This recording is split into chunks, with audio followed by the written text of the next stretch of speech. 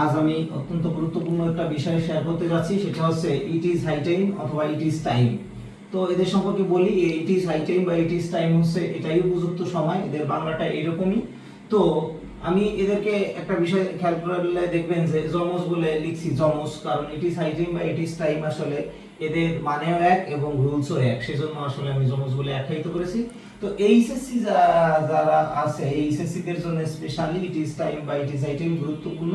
যারা পরীক্ষা দেবে তাদের জন্য আরো বেশি গুরুত্বপূর্ণ, কারণ এখানে কমপ্লিটিং সেন্টেন্স 10টা আসবে, তো প্রত্যেকটার জন্য এক এক করে মার্কস। সেক্ষেত্রে দেখি, তো রুলটা আগে ব্যাখ্যা করার চেষ্টা করি। যেহেতু ইট ইজ হাই টাইম বা ইট ইজ টাইম যদি থাকে, আমরা সবাই জানি যে অবশ্যই এরপরে সাবজেক্ট প্লাস ভি2 হয়, তার মানে পাস্ট ইনডিফিনিট টেন্স হয় ইট ইজ হাই টাইম বা ইট ইজ টাইম এর পরে। তো আরেকটা ভাবে করা যায়, সেটা হচ্ছে ইনফিনিটিভ, মানে টু প্লাস ভার্ব দিয়ে আসলে করা যাবে। তো এই একটা বিষয়, তার মানে আমরা ইট ইজ হাই টাইম বা ইট ইজ টাইম কে পেলে অবশ্যই সাবজেক্ট প্লাস ভি2 দিয়ে করব অথবা টু প্লাস ভার্ব দিয়ে করব। তবে কখন কিভাবে করব সেটার একটা বিষয় আমরা দেখি। এখানে corruption is a hindrance to national development, it is high time.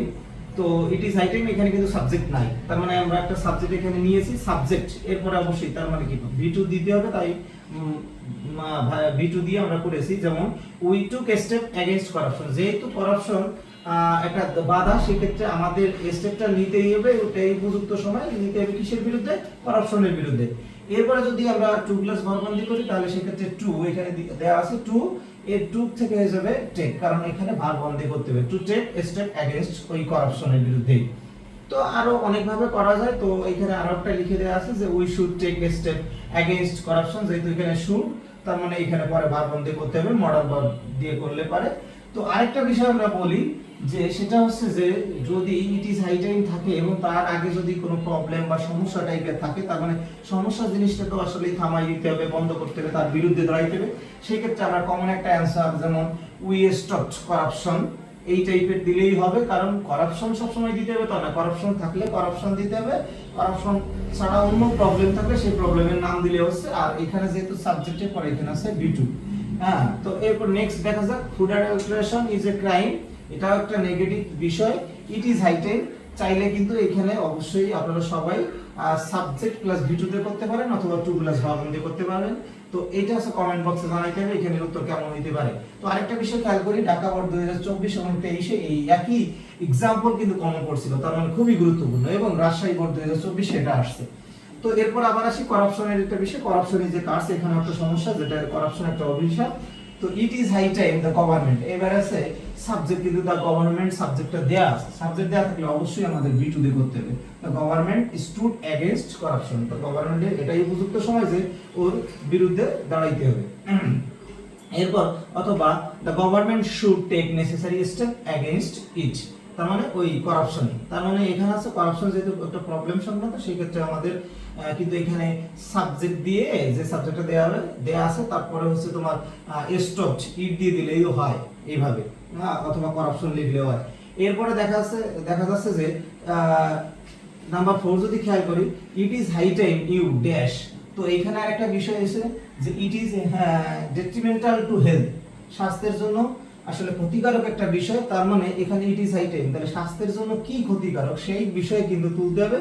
তবে আরেকটা জিনিস খেয়াল করতে হবে যে এখানে যেহেতু সাবজেক্ট রয়েছে, তাহলে অবশ্যই আমাদেরকে ভি2 দিতে হবে, টু প্লাস ভার্ব দিয়ে করা যাবেই না, কারণ সাবজেক্ট উল্লেখ থাকলে বা ভি2 দিতেই হবে।